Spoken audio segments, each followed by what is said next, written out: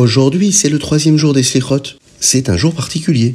Les Rebbeim disaient un discours à Mahamar à celui qui deviendrait le prochain rabbi. Les gens ne le savent pas vraiment, mais en Tav Shin E, le rabbi Yosef Yitzhak, le rabbi précédent, nous en a parlé. Il nous a enseigné que le Gimel des Slichot, c'est-à-dire le 3e jour des Slichot, c'est un jour très spécial. Des années plus tard, en Tav Shin Nun Aleph, le rabbi de Lubavitch a expliqué quelques raisons pour lesquelles cela est lié précisément au 3e jour des Slichot. Pour nous, le principal est d'utiliser cette journée spéciale pour des choses positives. Tout le monde devrait ajouter à son apprentissage de la Torah ou à son bon comportement. Il est particulièrement approprié d'étudier une partie des nombreux Mahamarim qui ont été prononcés, le Gimel des Slichot, le 3e jour des Slichot. Donc, le programme pour aujourd'hui est assez chargé.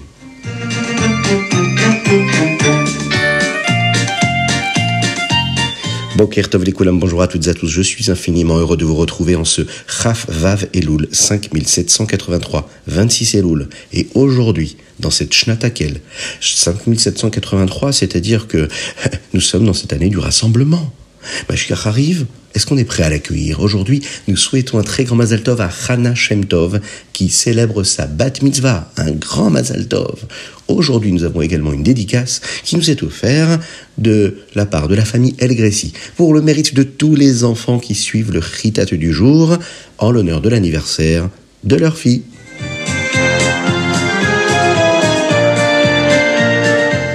Et nous passons tout de suite par le Chumash. Aujourd'hui, dans cette parashat à Haazinu, on va voir comment Akadosh Baruch Hu, à travers les mots de Moshe Rabbeinu, apprend la Shirat à Haazinu. Moshe Rabbeinu enseigne au Béni Israël cette chanson-là, ce chant, pour les encourager à observer correctement la Torah et les mitzvot en arrivant en Eretz Israël. Il dit au Béni Israël ce qui se passera quand ils arriveront là-bas. Pour Eretz Israël, Hachem nous a laissé partir. C'est le meilleur endroit du monde où poussent les meilleurs fruits. La terre est bonne pour les champs et aussi pour les animaux. Les meilleures nourritures et les meilleures boissons sont là, exactement, là pour vous, le dit le texte. Et ils auraient pu accomplir tellement plus de mitzvot, car leur corps était bien nourri, mais ils ont tellement mangé que leurs neshamot, c'est-à-dire leurs âmes, ont été recouvertes de tout cela et cachées. Ce qu'ils ont fait a vraiment irrité Hachem. Pourquoi? Parce qu'ils avaient servi la Avodah Zara. Et quand ils ont trop profité de la matérialité du monde et des plaisirs du monde, ils ont malheureusement oublié Akadosh Baruch Hu, mais très rapidement. Chaque juif est capable de se réveiller et de faire teshuva.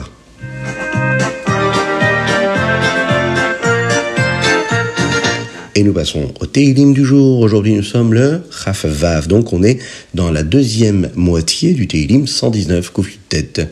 Et aujourd'hui, nous avons 3 chapitres à rajouter qui correspondent au mois de Elul, le Aïn Vav, le Aïn Zaïn et le Aïn Chet. Il y a un minag, une coutume de dire un verset qui commence par la première lettre de notre prénom et qui se termine par la dernière lettre de notre prénom, avant la fin de Shmoneh Esrei, de la Hamida. C'est un verset qu'on doit trouver dans les Teilim, par exemple, qui correspond à notre prénom. Et si nous avons plusieurs prénoms, il y a donc plusieurs versets à dire. De nombreux versets, pour cela, se trouvent dans le chapitre Kouf Yud Tet, et c'est donc facile de les trouver. Un exemple, par exemple, c'est le premier chapitre d'aujourd'hui qui est Ma'ahavti Toratecha kol hayom isichati. J'aime tellement ta Torah que j'en parle toute la journée. Ce pasouk, et correspond au prénom Mordechai, le même et le Yud à la fin. Est-ce que vous connaissez les psukim qui correspondent à votre prénom? Si ce n'est pas le cas, n'hésitez pas à nous envoyer un message au 06 61 76 87 70 sur le WhatsApp et on vous donnera votre verset Be'ezrat Hashem. Également, vous pouvez envoyer vos dédicaces à ce même numéro ou sur chitat.fr.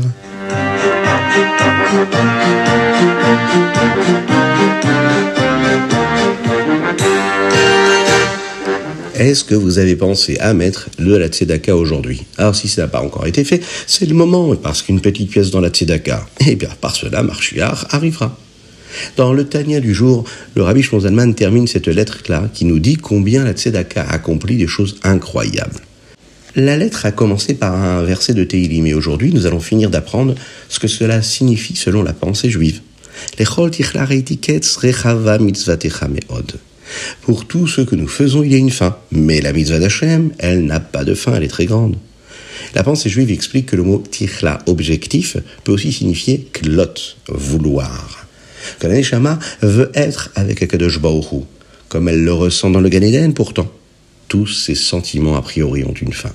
Mais Rechava mitzvah techameod, la mitzvah de la tzedaka est tellement grande qu'elle nous permettra de ressentir la vitalité d'Hachem qui est si forte, Sovev Kol Almin. Après la Triyat Amitin, c'est ce que nous avons développé hier. Même les âmes dans les parties les plus élevées du Gan Eden ne peuvent pas ressentir ce moment-là et cette force-là de vitalité. Alors, il faut s'assurer de donner beaucoup de tzedaka, surtout maintenant avant la fête de Rosh Hashanah. Et le Rabbi nous dit que nous devons nous assurer que tout le monde ait tout ce dont il a besoin pour les fêtes de Rosh Hashanah.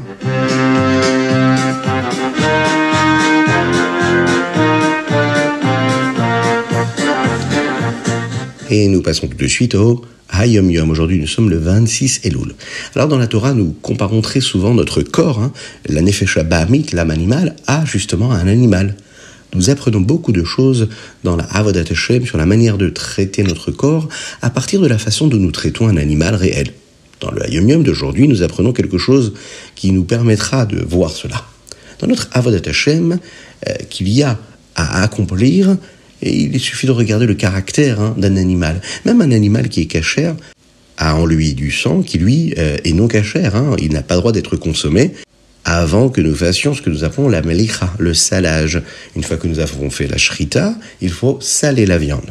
Eh bien, il en va de même pour notre nefesh abahamit, notre âme animale. Même si elle est cachère, elle est dans un corps juif, eh bien, elle a du sang non cachère, entre guillemets. C'est-à-dire une mauvaise vitalité, un mauvais désir, une mauvaise envie. Toute cette vie-là qu'il y a dans ce sang-là, qui est pour tout ce qui est l'inverse de la volonté d'Hachem, eh bien, ça ne doit pas exister. Eh bien, comme cette extraction-là de sang que nous enlevons sur la viande en mettant du sel dessus, eh bien, c'est la même chose ici. On va le voir chez chacun. Dans notre Nefesh Bahamit, c'est comme ça qu'on va pouvoir faire quelque part la shrita à notre âme animale, comme ça qu'on va pouvoir purifier cette âme animale en retirant toute la vitalité qu'elle avait. Il y a 3 étapes, vous savez, dans le salage de la viande. D'abord on trempe, ensuite on sale et ensuite on rince.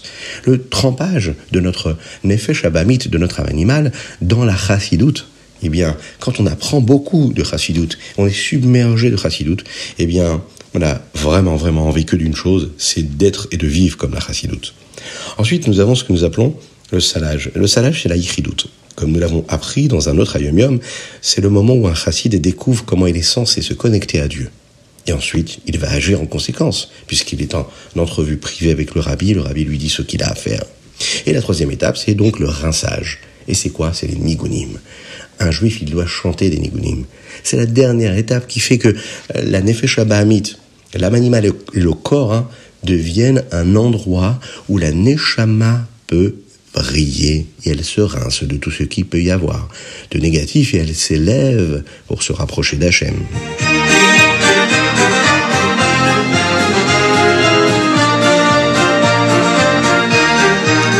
Et nous passons au Rambam du jour. Aujourd'hui, nous sommes dans les Ichod Bikurim, Shemitah et Yovel. Dans le Perek Yudbet, nous en apprenons davantage sur la mitzvah de Peter Hamor, le rachat d'un âne premier-né.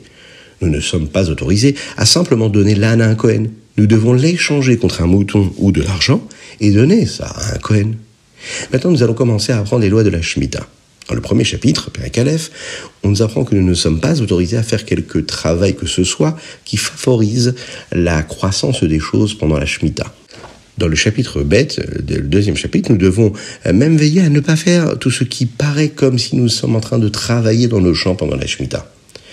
Il y a certains types de déchets qui peuvent aider les champs à pousser. Vous savez, les épluchures, les graines, les coquilles d'œufs, qui elles se transforment en une sorte d'engrais qu'on appelle le compost. Eh bien, nous n'avons pas le droit de mettre ce genre de déchets dans nos champs pendant la Shemitah. En revanche, nous avons le droit de faire un gros tas de compost, car on peut voir qu'un gros tas de compost n'aidera pas le champ à moins que on le répand à travers toutes les parcelles de ce champ-là. Voilà ce qu'on pouvait dire sur le Rambam du jour. Et c'est de cette façon-là que nous allons nous quitter pour le moment, en souhaitant encore une fois un très très grand Mazal Tov en ce 26 Elul à Chana Shem Tov en l'honneur de sa Bat Mitzvah. Également, nous avons étudié pour le mérite de tous les enfants qui suivent le Chitat du jour de la part de la famille El Gressi, en l'honneur de l'anniversaire de leur fille, et on leur souhaite et on souhaite un grand Mazal Tov pour cet anniversaire, qu'Akadosh Baruch Hu envoie des brachot à toutes ces personnes-là qui diffusent encore une fois le Chitat du jour. Un grand chazak pour vos dédicaces. Continuez à nous envoyer vos dédicaces sur chitat.fr, mais également sur le 06 61 76 87 70. À très bientôt. Que Dieu vous bénisse et qu'il vous protège, qu'il vous inonde de grâce, de bonté, de miséricorde, de joie véritable, de tranquillité, de sérénité, de réussite et de richesse matérielle et spirituelle.